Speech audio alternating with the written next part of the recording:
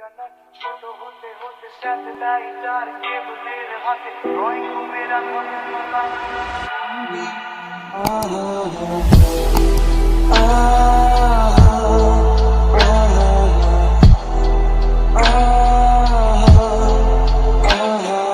ঘরে বসে সারা দুনিয়ার সাথে যোগাযোগ আজ হাতের মুঠোতে ঘুচে গেছে দেশ কাল সীমানা